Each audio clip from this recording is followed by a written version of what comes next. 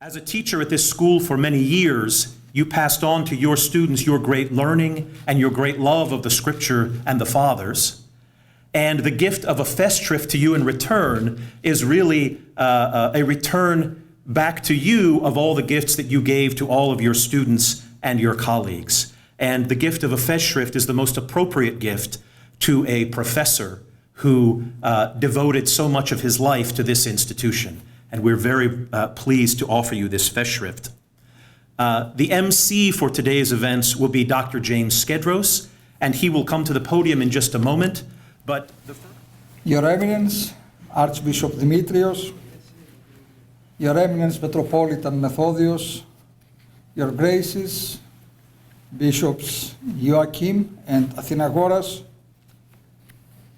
dear members of the faculty, both past and present, beloved sisters and brothers in Christ, I'm delighted to be with you today at the Festschrift in honor of Archbishop Demetrios. Finally can be presented this Festschrift to him in this formal and celebratory way. The delays necessitated by the pandemic further put off this happy occasion, which can now be observed with the dignity and joy that it deserves. Another word for a Festschrift comes from the Latin liber amicorum, which means a book of friends. And here today, we are among so many friends of the Archbishop that I hope you feel, Geronda, Your Eminence, you feel the love, the appreciation, and the respect that your former colleagues and students have for you. The tradition of the Festschrift has a history that dates back to the early 20th century. It was and it remains a way to honor an academic personage while they are yet in this world and to enjoy the appreciation of their peers and friends. Over 2 years ago, I wrote these very words in my introductory letter to this volume. I said, this Festschrift is representative of the character and the impact of His Eminence's leadership in the service of Christ and for the sake of the gospel.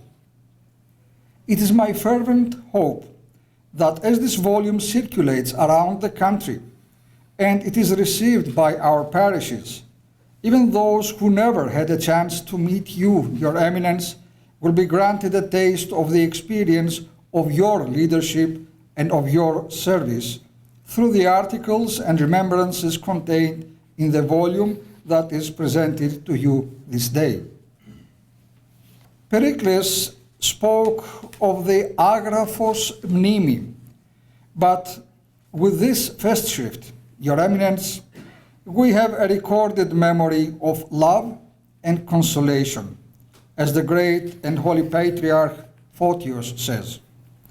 The pages of this volume will outlast us all and abide for the generations to come. Therefore, it is truly a distinct pleasure for me to address you, Your Eminence, at this assembly today.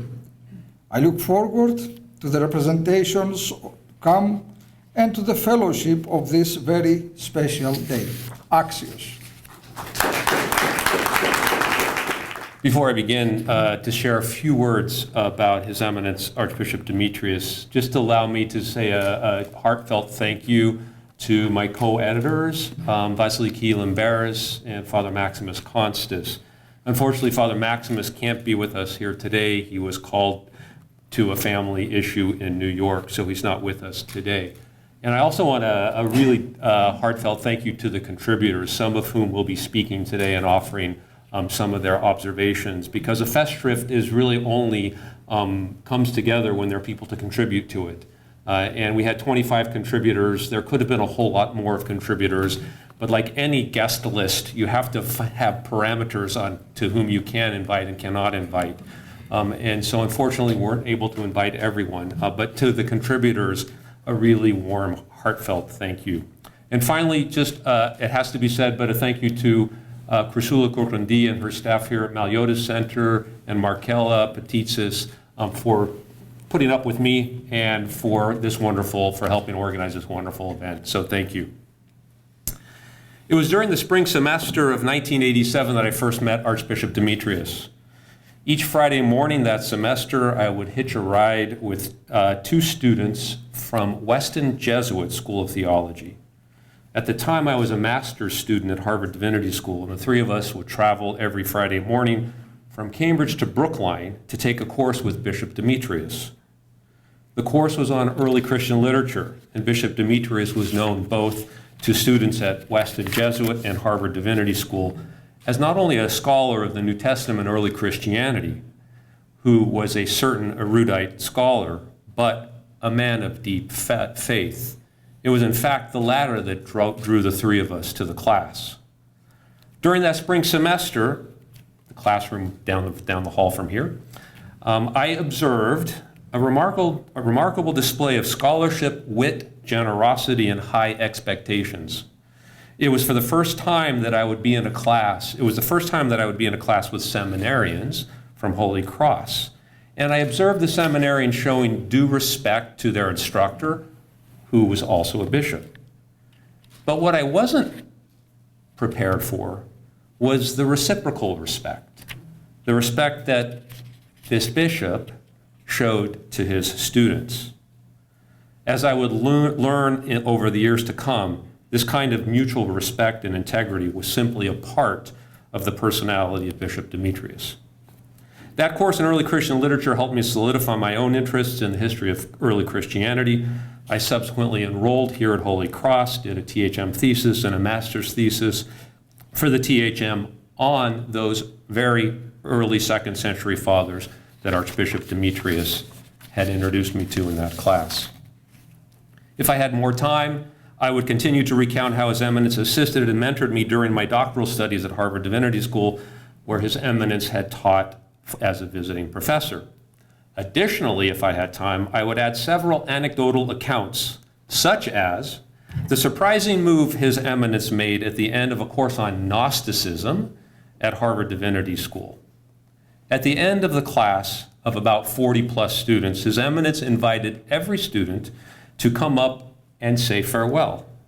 There was Bishop Demetrius standing in his black raso, a bishop, mind you, with a long beard at Harvard Divinity School.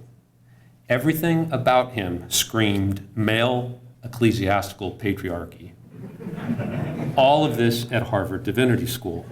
Yet every student respected him and graciously greeted him because he had showed respect for them. I could share other stories, some bordering on the apocryphal, but our time is short, so I will fast forward 30 years and note that many of the students whom Archbishop Demetrius taught at Holy Cross and Harvard went on to earn doctorates in theology, in history, in scripture, and in psychology. It is those students, along with several of his colleagues who have gathered today, who participated and presented articles in the Festschrift. A man of deep personal faith and impeccable scholarship, Archbishop Demetrius' academic pursuits reflect a breadth of intellectual, theological, social, and pastoral concerns. Most of his publications, which cover a time span of nearly 6 decades, focus on the world of the New Testament and early Christianity by bringing the salvific message of Jesus Christ found in the texts of early Christianity into the service of the church and the academy. From his earliest publications, there are 2 consistent themes that emerge. The first is a deep-seated symbiosis of the academic and the ecclesial, the intellectual and the ordinary, the theological and the pastoral. For His Eminence, the academic pursuit of knowledge is organically connected with concern for the human person, its purpose and existential reality. Concern which he unhesitatingly couples with belief in a creator God who has become human for the salvation of the world. The second comes from his location within the Hellenic tradition.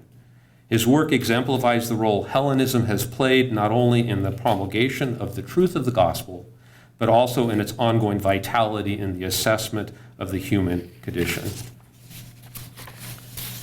In a very small way, I have tried to continue Archbishop Demetrios' legacy here at Holy Cross by offering that same very course, although it can't be the same, on early Christian literature. I offer the course every couple of years, and it's that class that introduced me to His Eminence and to the wonderful world of second century Christianity that I try to share with students here at Holy Cross. Although I certainly cannot match His Eminence's erudition and knowledge of this literature, my prayer is that in some small way, this course continues his legacy. Your Eminence, I thank you.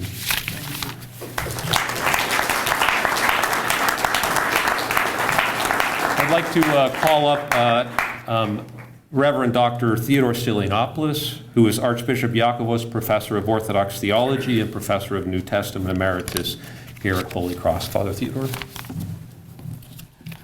Thank you. I'm caught by complete surprise. I came as a very humble participant for this wonderful event. My first surprise was to come and sit in front. And my second surprise is to speak. Dr. Skedros, I vouch 100% what you said.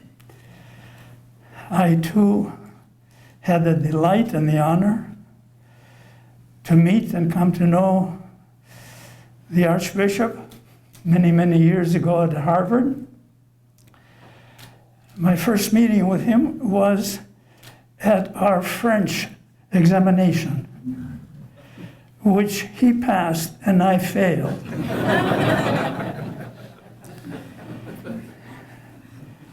What a gentle person. What a profusion of energy and sunshine that came from his person. I have been blessed, and my family has been blessed. One time he surprised us all unexpectedly, but showing up at our front door with chocolates of the very excellent kind. Thank you, Your Eminence. Thank you for being who you are and the services that you have so devotedly extended to our Holy Church. Thank you.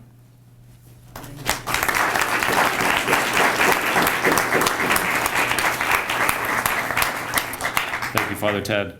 Next, I'd like to ask to the podium, to invite to the podium Reverend Dr. Alcibiades Kalivas, Professor of Liturgics Emeritus here at Holy Cross.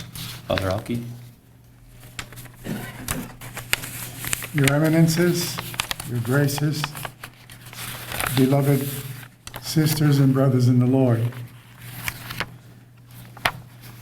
The first contact one has with a prominent church leader or a government official or another person which leaves an imprint on one's mind and heart usually takes place in some formal gathering and in some impressive setting. Not so with me, in a very special instance. It was a hot August afternoon in 1976.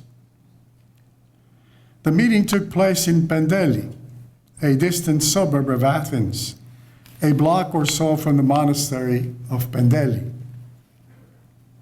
On my way to Thessaloniki, I stopped first in Athens to attend a theological conference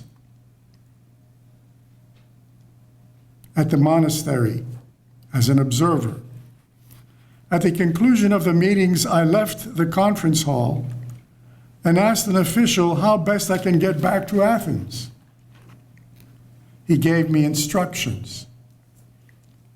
And so I made my way to a simple, uncovered, unpretentious, nondescript bus stop that doubled as a taxi stand. There were no taxis to be in sight, and the bus I was waited for never came at the appointed time. After a long while, I felt abandoned. Cars and conference participants passed me by one after the other. I was embarrassed to make the hitch sign. When I was about to give all hope, a small car passed me by and then slowly backed up. The driver opened the window and with a warm smile said to me in Greek, "Geronda, where are you going?" I answered meekly, "To Athens." "To Athens, Father." The driver invited me to join him, saying, "I will take you close to the center where you will easily find buses and taxis to take you to your final destination." There was another cleric in the car, so I sat in the back seat. "You must be from America," the driver said. "Your attire betrays you." I replied, "Yes, Father," and thanked him.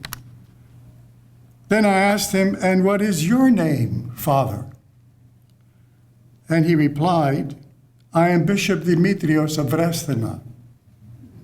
Surprised and humbled, I remained silent. I was picked up by a Greek bishop.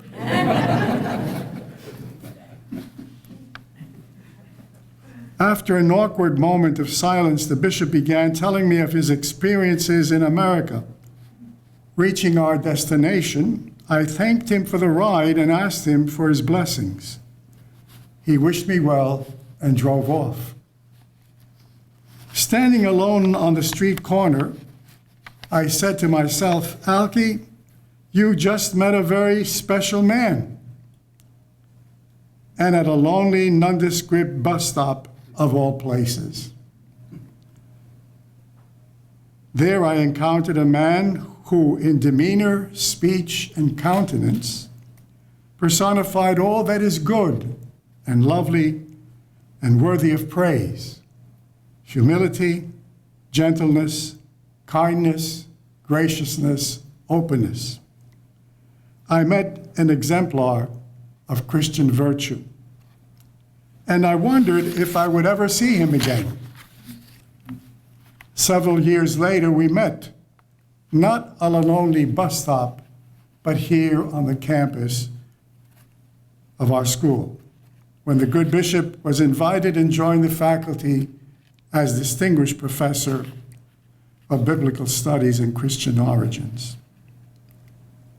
Archbishop Demetrius' tenure at Holy Cross as a teacher and later as the Archbishop and President of the Corporate Board,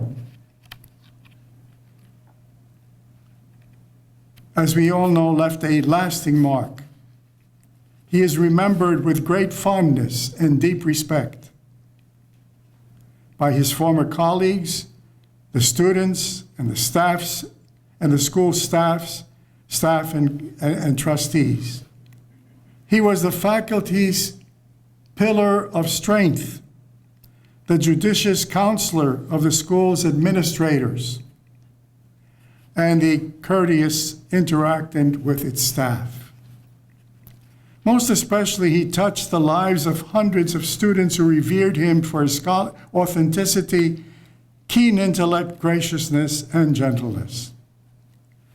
He was for them and for us all a man for all seasons, which is to say, a cultured man of diverse gifts, an insightful theologian, and a wise and principled churchman who is able to cope with any contingency in the most appropriate of ways. It is well known that Archbishop Demetrius is an excellent scholar, a skilled writer, and an inspired teacher. What is sometimes overlooked are two other gifts: Dimitrios the liturgist, Dimitrios the homilist. Archbishop Demetrius loves the beauty of the Lord's house and the dwelling place of his glory, as the psalmist says. And so he goes about the Lord's altar singing aloud a song of thanksgiving and telling all the wonderful deeds of the Lord. Through worship, we live and breathe our Orthodox faith and reaffirm our ultimate identity and purpose as persons and as church. Archbishop Demetrios presides at and celebrates the sacred rites of the Church flawlessly and joyfully, with deep reverence and faith. In him, theology becomes a prayer, a song of thanksgiving. Archbishop Demetrius is also a gifted homilist whose heart overflows with a godly theme. As the church fathers of old, at every sacred service, he bears witness to the light as he explains the scriptures, exhorting the people to absorb the words of life contained in them.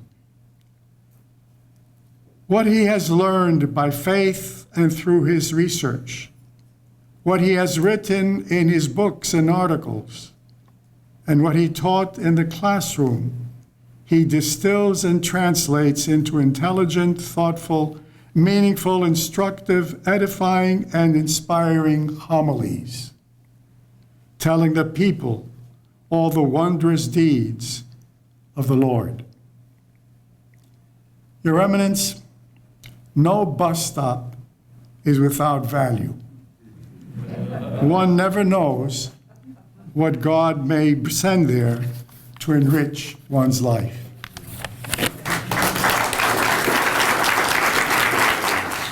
Next, I'd like to invite to the podium Dr. Louis Patsavos, Professor of Canon Law Emeritus here at Holy Cross.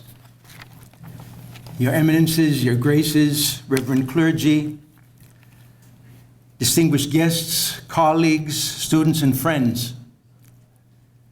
As I look into the distinguished assembly before me and see the faces of those who share some of the memories to be recounted, some of which have already been recounted, I am moved by our common devotion to the person we honor and recognize today, His Eminence Archbishop Demetrius.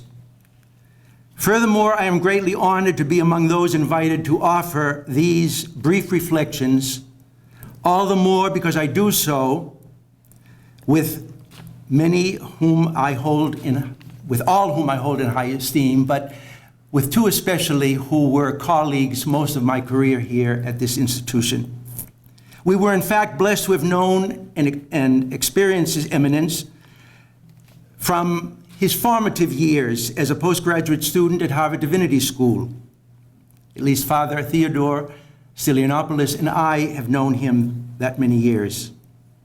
That which stands out in my memory from that period is the rigor with which he pursued his studies, while at the same time maintaining contact with the local Greek American community here in the Boston area. Because of their proximity, the parishes of Saints Constantine and Helen in Cambridge and of the Holy Taxiarchy Church in Watertown were especially privileged to host him occasionally as a concelebrant and preacher at the Divine Liturgy. The spiritual depth of his sermons, conveyed in a manner both young and old could understand, was their hallmark. This characteristic was enhanced by his interaction with members of the community after services. One never felt the sense of haste or formality. On the contrary, it was as if he were awaiting the opportunity to engage in conversation with those seeking his blessing. These were my initial impressions from encounters with His Eminence during that early phase of our friendship. They were to be affirmed by an entirely unexpected event which took place not long afterward, when I was a postgraduate student at the University of Athens. His Eminence had completed his studies in America, had returned to his homeland, where he was elevated to the episcopacy. One of the weighty assignments for which he was responsible was the training and priestly formation of clergy for the Church of Greece. It was in that capacity that he invited me to teach English to candidates for the priesthood at a highly regarded seminary in Athens.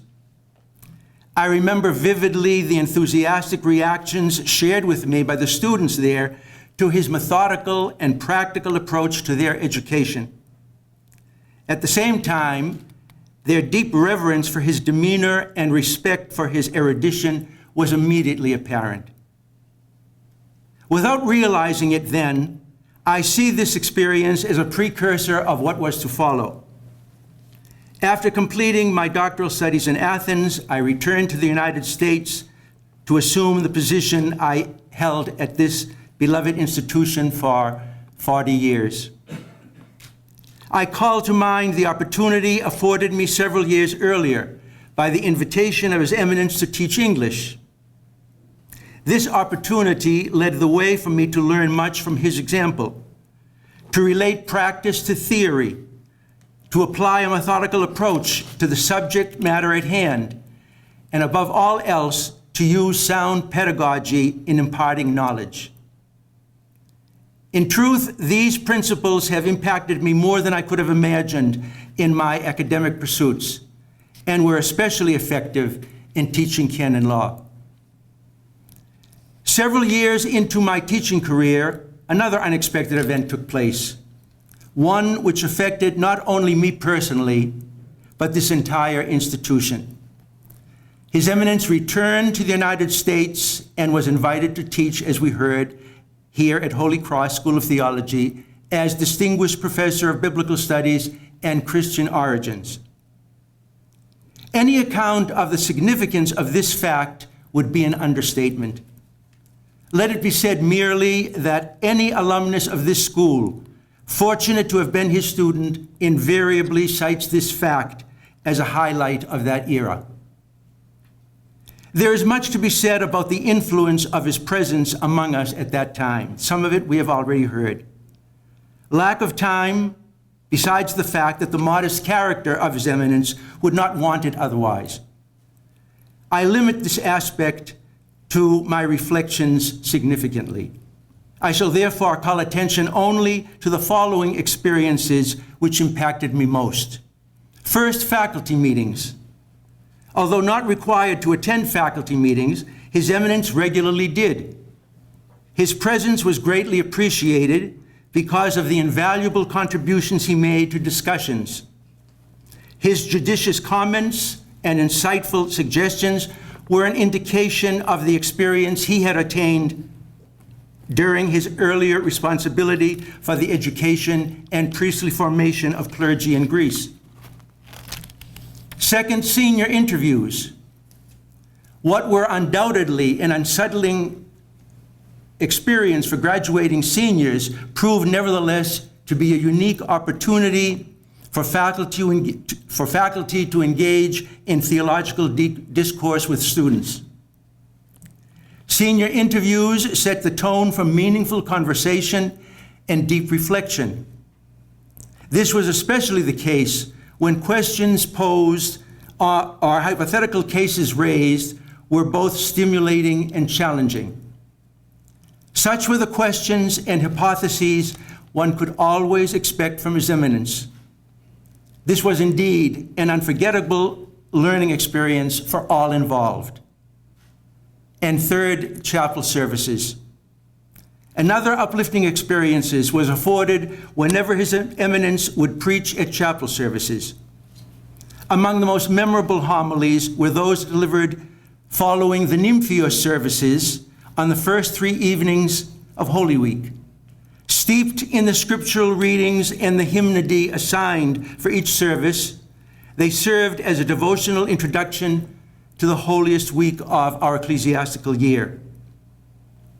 The tradition of preaching and offering spiritual meditations on special occasions, most notably the annual Clean Monday retreat, continued during his archiepiscopacy.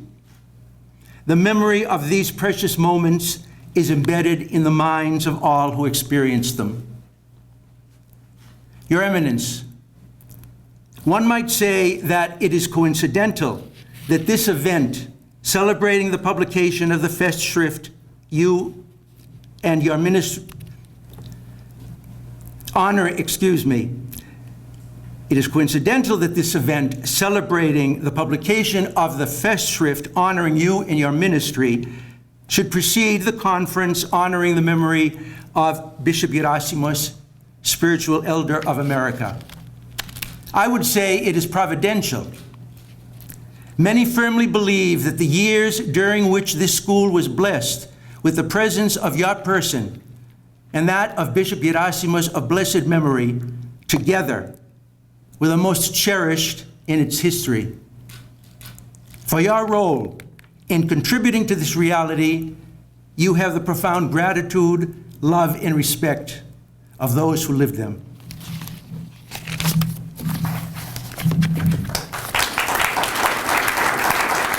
Next, I'd like to invite up Dr. Vasiliki Limberis, one of the co-editors of the volume, Professor of Ancient Christianity, Emerita at Temple University. Vasiliki.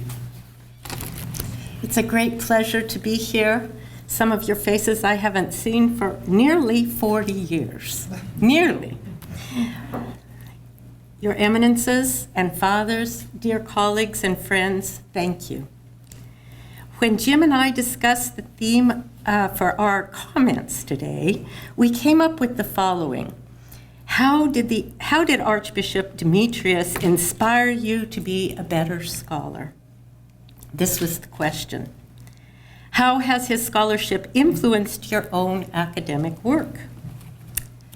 When I think about the Archbishop's articles and books, my thoughts inevitably return to the New Testament and the Archbishop's rigorous academic analyses, coupled with his wise insights. But I'm very happy that Father Kalivas brought up the fact that he is an amazing homilist, because I remember being absolutely bowled over by an awe-inspiring sermon on Tapino Frosini, and I won't try to give a summary right now. The Archbishop's own personal ethos, an Orthodox ethos, steeped in patience and the example of Christ, often stands out as very different amidst the competitive world, those in the competitive world of the academic study of New Testament and Christian origins. Nevertheless, without fail, Archbishop Demetrius he has a moral vision that makes people stop and listen, and makes people from all walks of life stop and listen. I saw this marvelous aspect of his personality and his scholarship in a visit that he paid to Haverford College several years ago when we all had that wonderful symposium. Nevertheless, I want to return to the New Testament. There are two New Testament passages that I think sum up how the Archbishop inspired me as a scholar and a teacher to be rigorous and, need I say in this company here, orthodox. The first is from the letter of James, James 4:8, and I quote, "Draw near to God, and he will draw near to you." I think that the Archbishop's entire life has been a journey towards God. What is remarkable in this verse is the realization that God does not force anyone. Those who want to be with God, God will meet and will accompany him or her. And as James says elsewhere, and in a paraphrase, I'm going to paraphrase right now, you know that a person is with God by their works, or rather their deeds. The Archbishop's steadfast journey to God while at Harvard, while at academic conferences, amongst scholars of a multitude of backgrounds and positions, including the secularists, inspired and challenged me most of all. Draw near to God so that he may draw near to you is a way of being a teacher and a scholar. The second passage comes from the Gospel of Luke and was the gospel reading 2 weeks ago in our churches. I have to admit that only recently, late in my life, do I understand the last sentence. I never did understand it. And this is Luke 6, 31 through 36, and in the middle I'm going to truncate it. And as you wish that people do to you, says Luke, says Jesus, so do to them.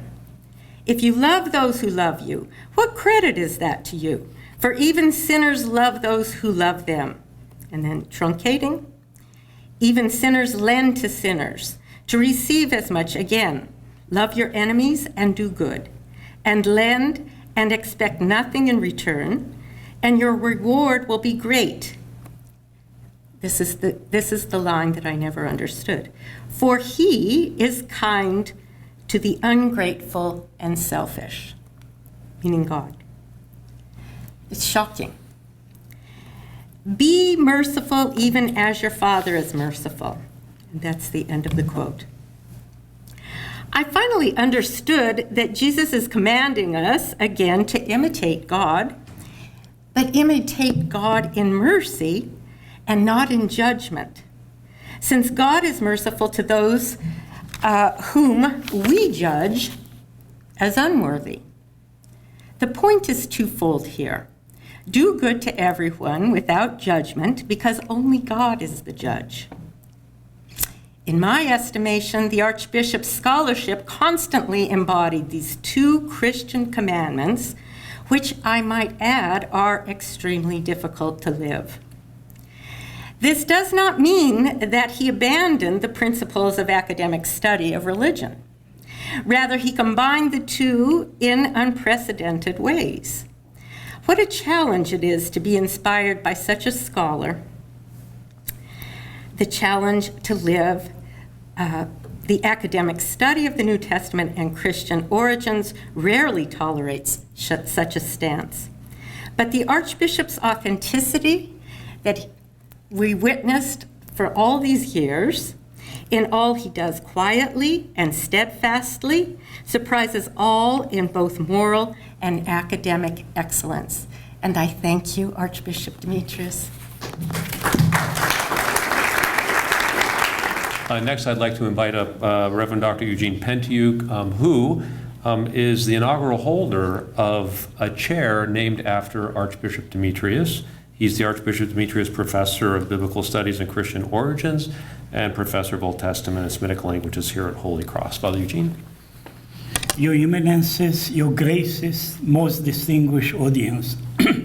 I met His Eminence Geron Archbishop Demetrius in 1991, 1 year after having stepped onto American soil as a missionary priest for a small Macedonian community in Southbridge, Massachusetts. I remember vividly my first encounter with His Eminence, Distinguished Professor of Biblical Studies and Christian Origins at the Holy Cross, in his office on the top floor of the administration building, in some way resembling a Rembrandt's painting, Philosopher in Meditation, with its unique blend of hues.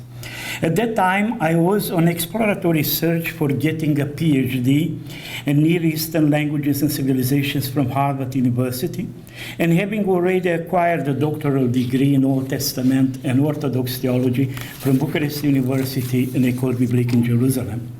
On that autumnal day, His Eminence, in the style of a concerned and gracious mentor, encouraged me and even offered me practical tips. I remember as it was yesterday, your phone call, Your Eminence. It was a Friday, I remember even now after 30 years, about 9 p.m. When Your Eminence called my little house in Southbridge, Massachusetts, no cell phones at that time, interested to see how my meeting with Professor Helmut Köster, God bless his memory, went, and see whether you could be of any further assistance on my path to Harvard. Your call and the conversation that followed meant a lot for me, and I remember even vividly now. I sense your genuine care, your episcopi, to use the Greek word with which the Septuagint translators render the Hebrew key word pekudah, connoting divine care or visitation. The same word is used actually in St. Basil anaphora.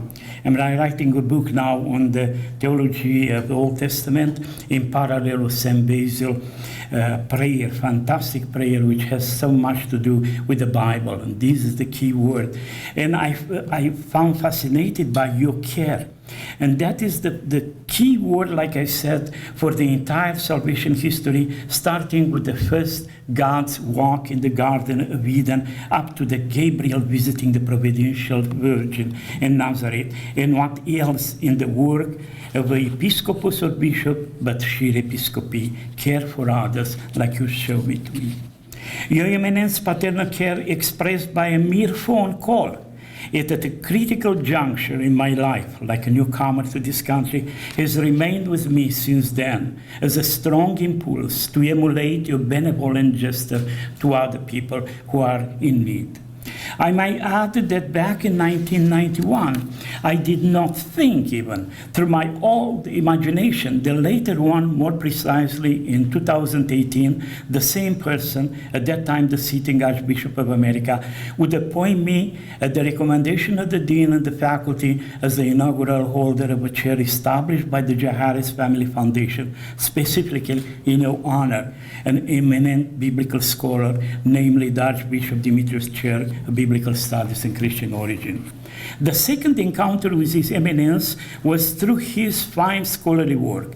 I am referring here primarily to his doctoral dissertation, The Preexistence of Christ in the Writings of Justin Martyr, an exegetical study in reference to the Humiliation and Exaltation Christology, published in 1976 by Harvard Dissertation and Religion Series.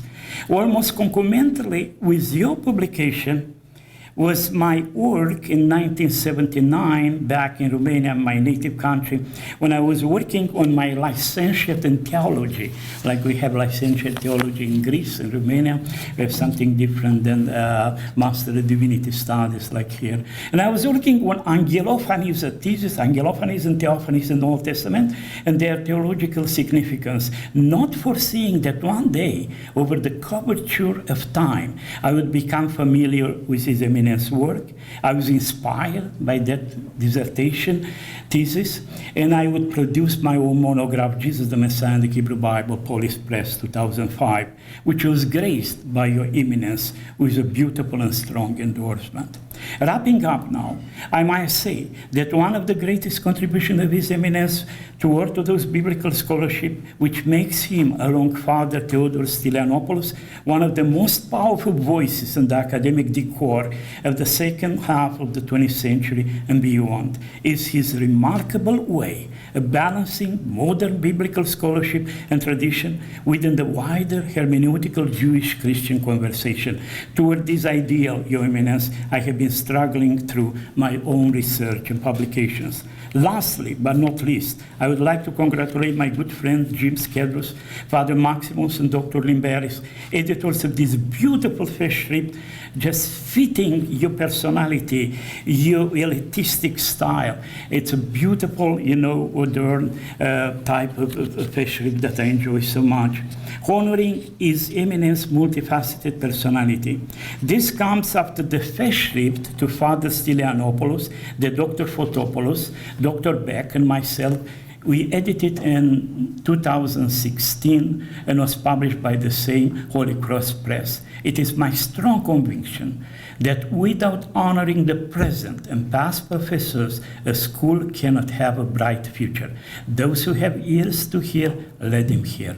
Warm congratulations, Chronia Paula Despota. Thank you very much.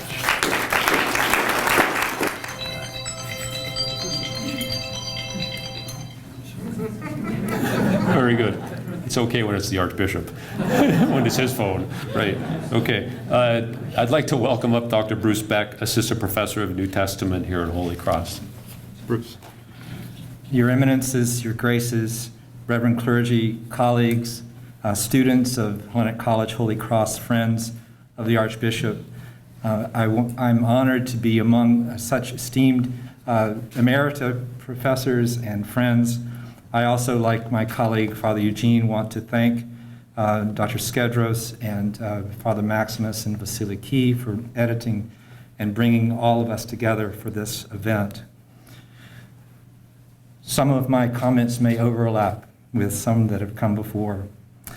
In the fall of 1984, I met Archbishop Demetrius, who then was Bishop Demetrius of Festina at Harvard Divinity School, where I was in my second year as a doctoral student in New Testament and Christian origins.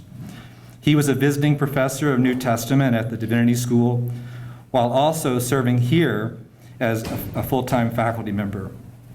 I was transfixed by him as a model of teaching, how he interacted with the faculty who a dozen years earlier had been his esteemed professors when he himself was a doctoral student at HGS under the tutelage of New Testament luminaries Helmut Kester, George McCrae, Christer Stendahl, John Strugnell, and Dieter Georgi. I watched him engage with his colleagues and doctoral students in the biweekly evening New Testament doctoral seminar, where customarily each person presented either their dissertation proposal or a chapter for discussion. All of the department's faculty and students attended this high-stakes trial by fire. I want to take one portrait of His Eminence Archbishop Demetrius on one evening. I choose this not arbitrarily, but literally. It made a transformational impact on my life and on my teaching. One evening of the seminar was particularly unforgettable and transformative. A Protestant Evangelical International student presented her dissertation proposal. The topic was the Holy Spirit in the Epistles of St. Paul. One by one, the Harvard faculty gave their, unfortunately for her, crippling critiques of the student's work. This young, reserved woman was visibly shaken by the barrage of negative responses. It seemed that the student's proposal was, to us students at least, justifiably about to go down in flames. Then, just as we students, in our youthful arrogance and desire to impress our mentors, were about to get our own turn to pounce, Archbishop Demetrius stood up in the center of the room where he had been sitting with the other faculty. In a quiet and gentle voice, he addressed her by name, saying, and you can hear Miss, then her name, "I can see that you love the Holy Spirit very much, and that is a very good thing. However, it is important that you listen to your professors about how we should read the Pauline epistles in the academy. You may perhaps be able eventually to write about this topic for your thesis, but to do so here, you will first need to follow the methods of your professors." When he sat down, all of the spirit of severity had dissipated from the room. Piling on seemed unnecessary and unattractive. His gentle hand had pulled her out of the pit of destruction, like the dew that descended upon the three youths in the furnace. Archbishop Demetrius's compassionate and respectful words gave her a way forward instead of an embarrassing defeat. He validated her love of St. Paul and the Holy Spirit, yet told her what she still lacked if she wished to be complete. That is, if she wished to finish her degree. That evening, academic standards were upheld, yet mercy abounded. All of us were shown how to teach with mercy and rigor, and that the choice between the two is a false dichotomy. Without a word of reproach to his Harvard colleagues, Archbishop Demetrius's Orthodox Christian witness reminded all of us that academic critique is strengthened, not weakened, by compassion. About 5 years ago, I reminded His Eminence Archbishop Demetrius about this incident, which he remembered well. He shared with me that prior to that evening's seminar, the student's faculty advisor, who was at a loss about how to guide her, had asked him for assistance. Archbishop Demetrius was willing to do what was necessary for her to succeed. This meant publicly intervening on her behalf, recognizing her profound commitment to her topic, while at the same time inviting her to integrate received academic methodologies into her own work. He stood up with her and offered her a way out of the fire. He halted the unmerciful waves of criticism. In a word, that night, he rescued all of us from ourselves. I would add that after the seminar, he also helped her with her project, not leaving her just with words. These are the qualities of an Orthodox Christian professor that I witnessed that evening, which have been written on the tablets of my own heart, which have left a deep impression, a typos, on my teaching and engagement with scholars. His Eminence Archbishop Demetrius demonstrates how gentleness and academic rigor can be integrated. He offers to all of us a pedagogical model to imitate, whose source, I believe, is our Lord Jesus Christ, whose knowledge was limitless, yet who called his disciples to take up his yoke and imitate him, since he was gentle and humble of heart, so that they might find rest for their souls. Unfortunately, time does not allow me to speak further about the many ways in which Archbishop Demetrius has contributed to my specific research and writing. He has made an indelible mark on my academic vocation through his complete integration of rigorous academic scholarship and his Orthodox faith. For this great gift, I will always be grateful to you, Your Eminence. Vasiliki. So after all of this, wonderful speeches, really was great for me and I think for all of us to hear that. We would like to make the formal presentation now, Your Eminence, if you wouldn't mind coming up. And I've asked the co-editor here, please, to come up and let us make the formal presentation to you of the festival.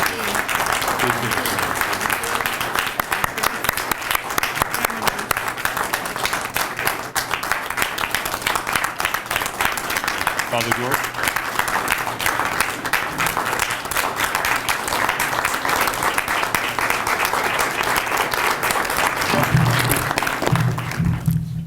A good speaker checks the microphone.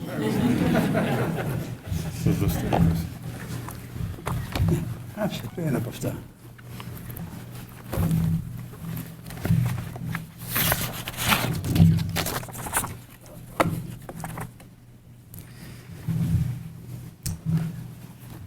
Remembering St. Paul's saying, αληθεύοντες εν αγάπη,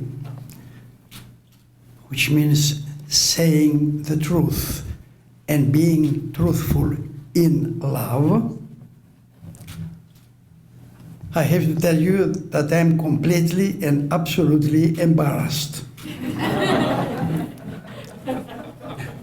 I can see and I appreciate much more than you can imagine the very wonderful things that some people said this afternoon. How could I sit there and listen? I mean, I'm raised the question. As a human being, how can you sit there and listen to all of that? Well, I've used a technique. The technique is that, oh, I said they are talking about someone else. And that helped me follow completely what I have to follow. So then here I am tonight, and I remember that the only word that I can use is thank you. It's gratefulness.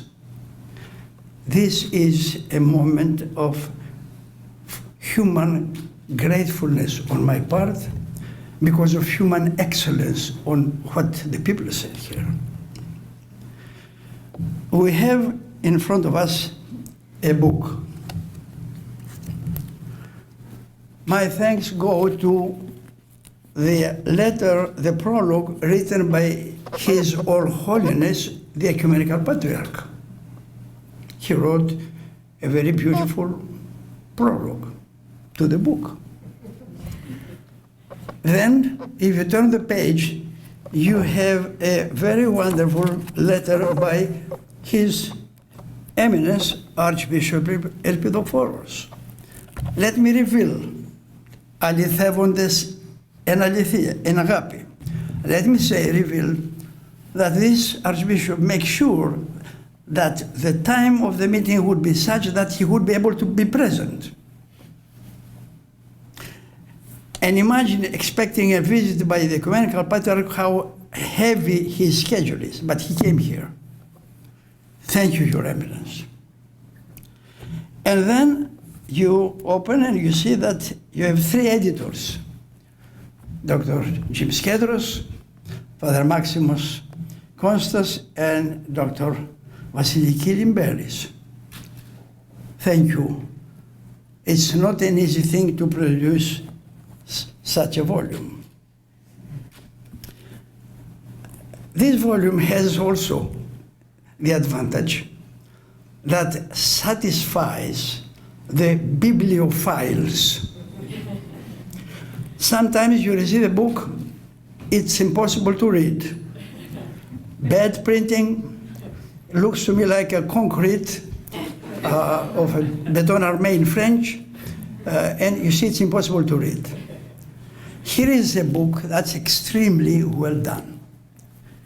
The binding, specially made, with the original situation that the title is here, not in front.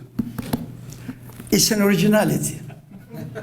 Because the book would be that way, and this is the way you see the title. It would be not facing. The books are facing only on TV personalities who have their book behind to show it. Not here. It's gold-plated, the pages. Uses outstanding paper, and is a joy to read as text, as print. Congratulations. Well, it's made in China.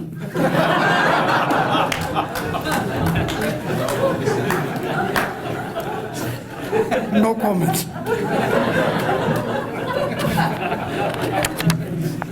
I express my deepest thanks for the beloved people who spoke tonight.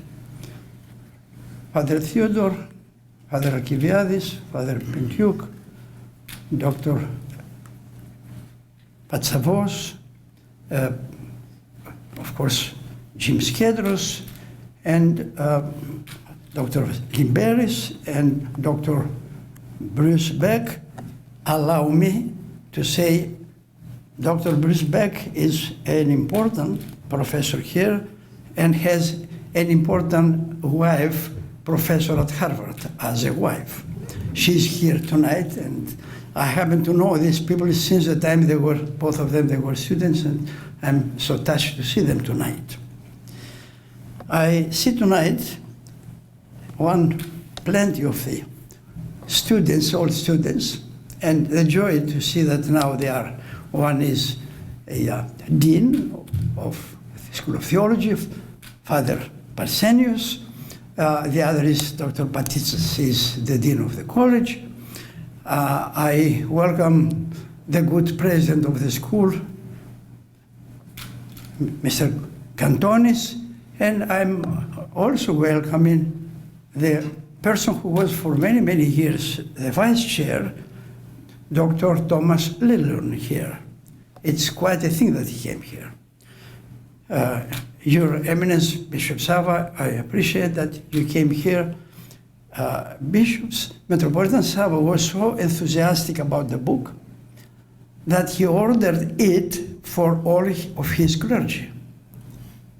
But I have to tell you, the committee has to be praised because they thought that the book has to be gone to every parish.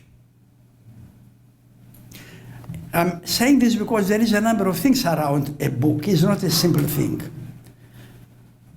We have among us also someone who belongs to the category of the ancient Everiete, the Latin benefactor, who were people helping the development of arts and letters.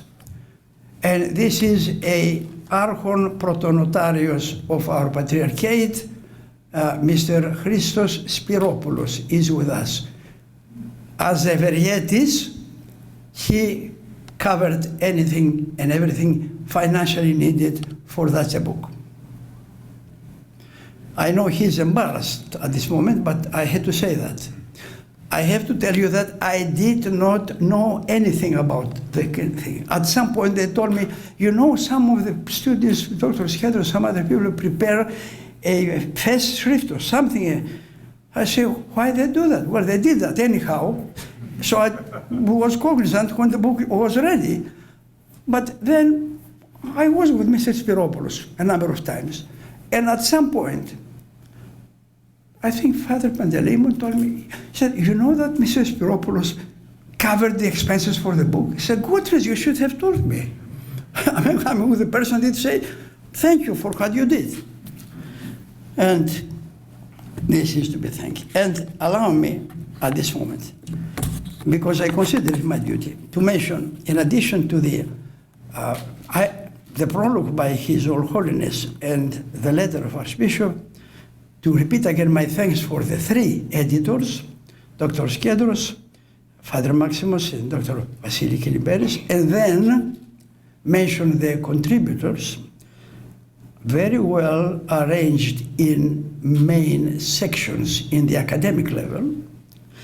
So you have under Biblical Studies and Christian Origins, Harold Attridge, formerly Dean of Yale University, a good old friend, Father George Parsenios, Father Eugene Pentyuk, and Father Theodore Stylianopoulos. Second section, patristic.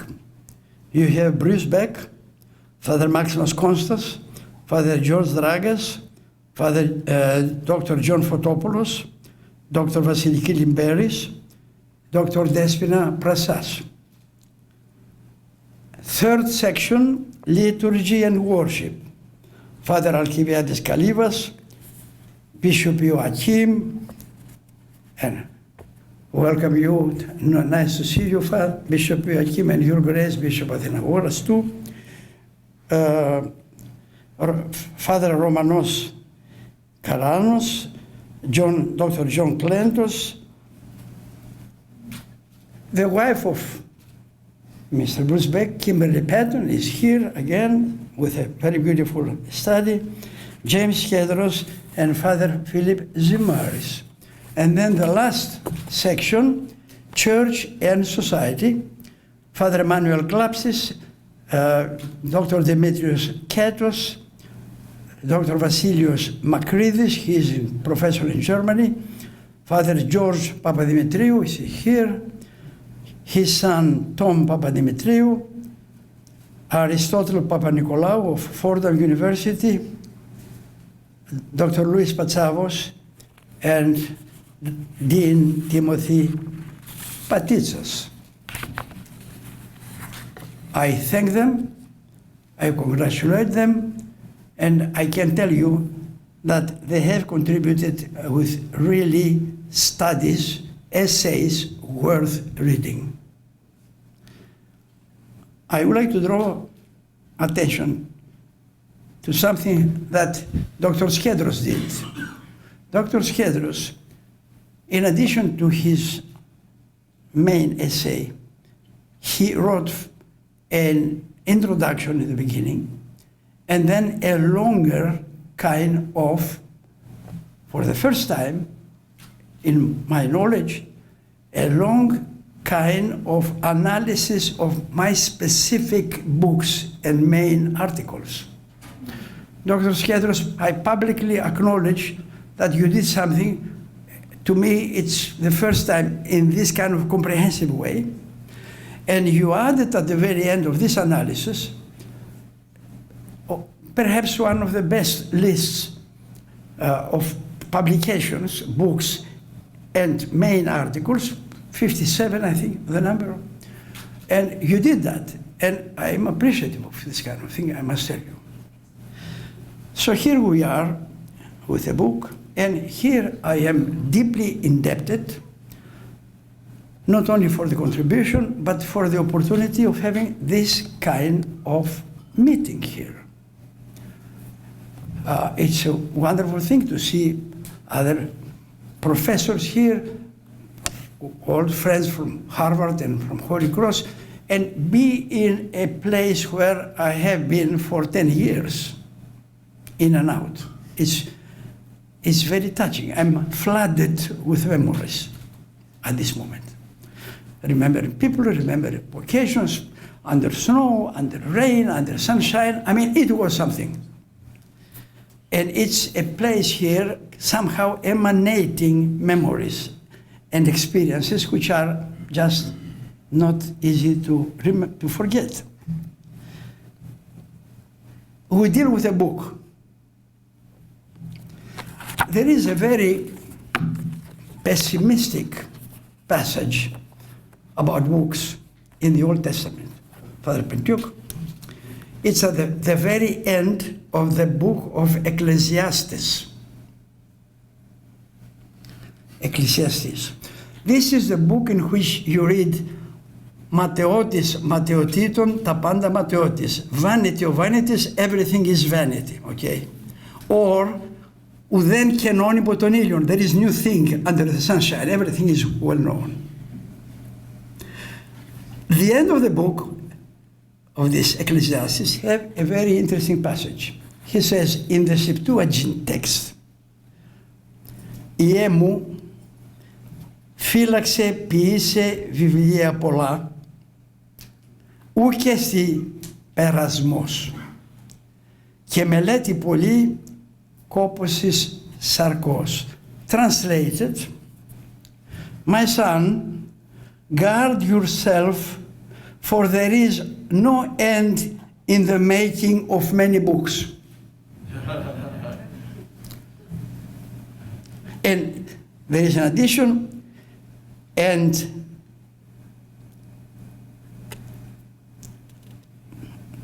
plenty of and much study is wearing the flesh, is tiring the flesh, not the mind, the flesh. It's a very pessimistic. This is something, not to any author. Because the people who have written books, remember, after finishing a book, they normally, the first reaction is relief, and also, I'm not going to write anything more. This took my life. Well, I can tell you, 2 weeks after that, a new book starts coming up. If that's the case. And in that case, I don't want to stay with the Old Testament, Father Pentyuk. I have to go to St. Paul. And go to St. Paul, who offers to us an astonishing passage in his second letter to Timothy. In fact, this is the pericope that was read yesterday in the church, the apostolic reading. St. Paul says there to Timothy, it's the very end of the book. He said,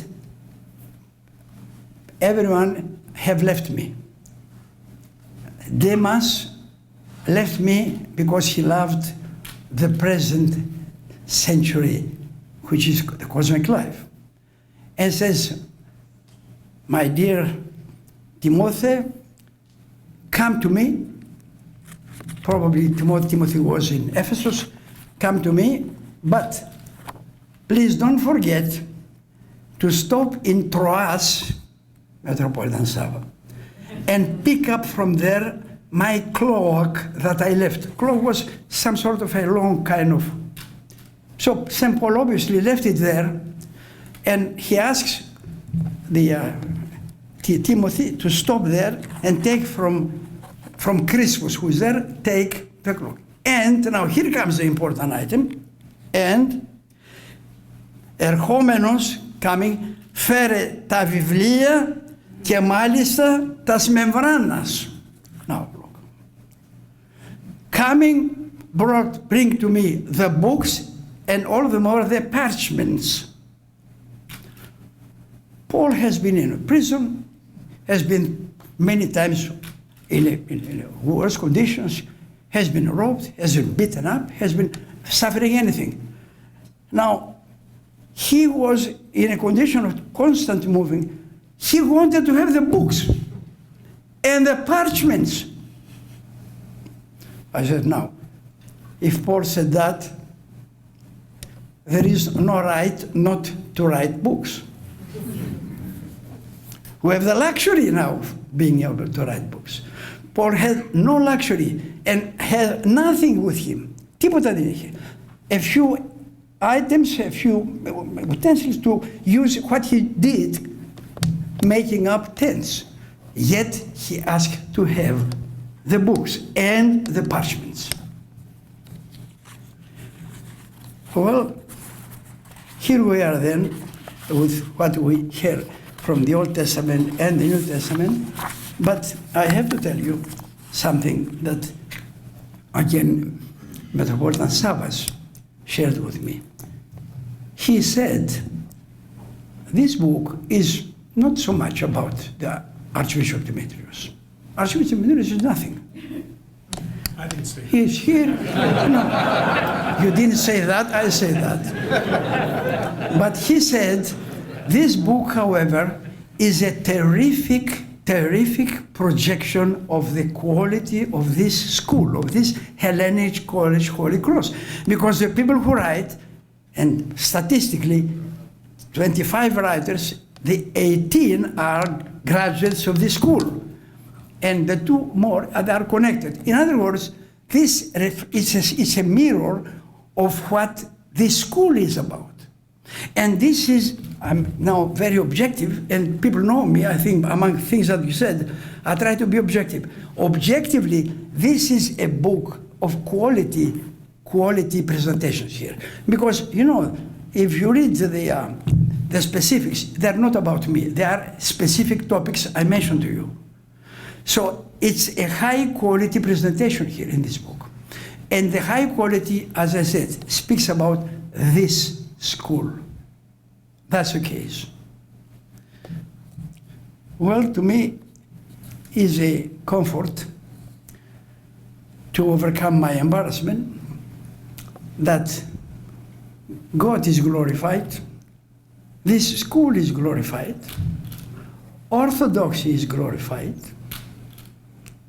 the Bible is glorified through our weak, limited, fading human abilities.